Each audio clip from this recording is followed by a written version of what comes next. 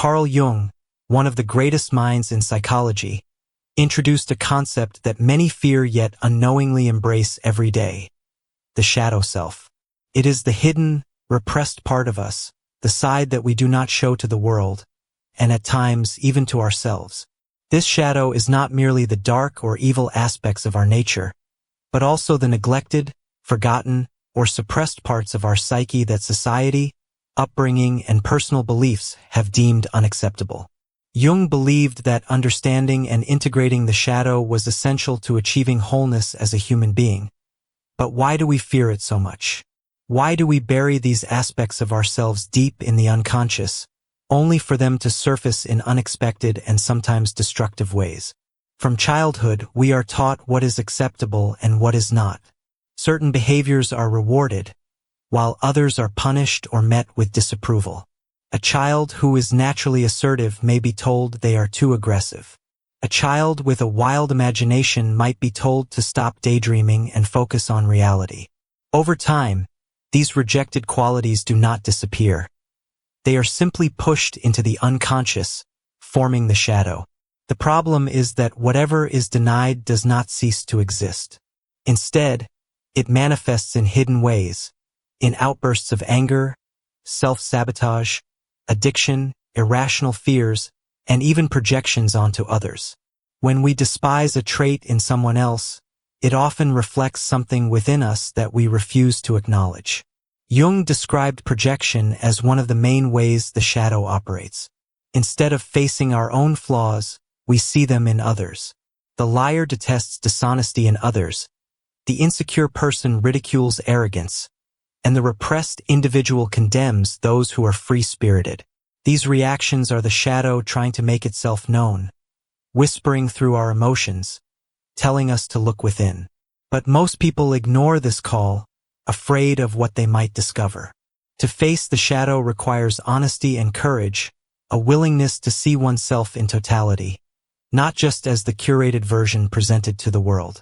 Many fear that embracing the shadow means indulging in darkness, but Jung insisted that ignoring it is far more dangerous.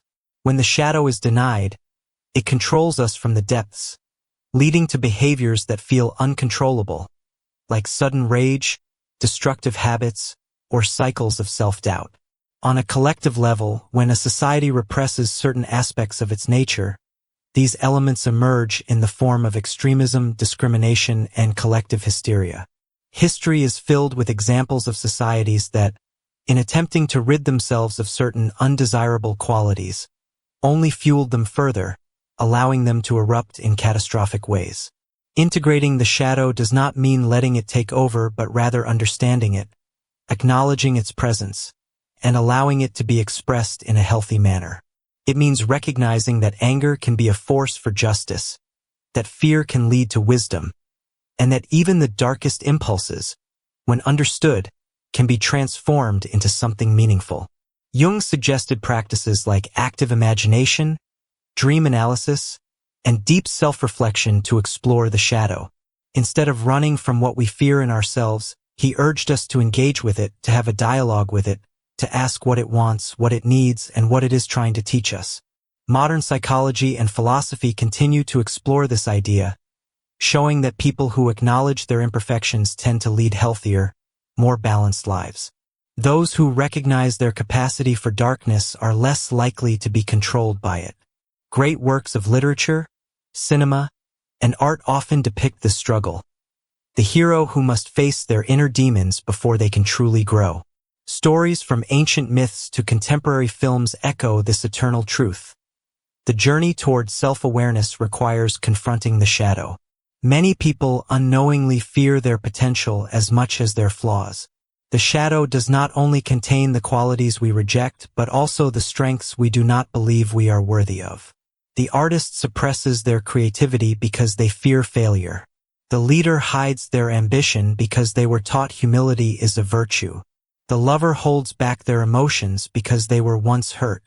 The shadow is not just the monster under the bed.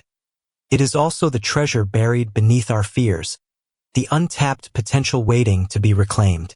The process of shadow work is not a one-time event but a lifelong journey.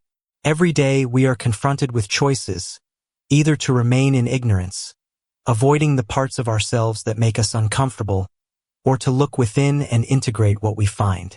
To accept our imperfections does not mean to be ruled by them, but to make peace with them, to use them as tools rather than burdens. It is through this work that we grow, that we evolve beyond the constraints of conditioning and expectation, and that we truly come to know who we are. Jung believed that in embracing our shadow, we do not become worse but more whole. We step beyond the illusion of perfection and into the richness of our full humanity. We learn that light and dark are not enemies, but partners in the dance of existence. We understand that to be human is to hold contradictions, to be both strong and weak, kind and cruel, brilliant and flawed. And it is in accepting this paradox that we find true freedom. In a world that often encourages superficial positivity, shadow work is a revolutionary act. It is the path of true self-discovery, the courage to see oneself as one truly is, and the wisdom to transform what is hidden into a source of power. Those who undertake this journey may not always find comfort, but they will find something far greater: authenticity, depth, and an unshakable understanding of their own soul. The question remains, are you willing to face your shadow?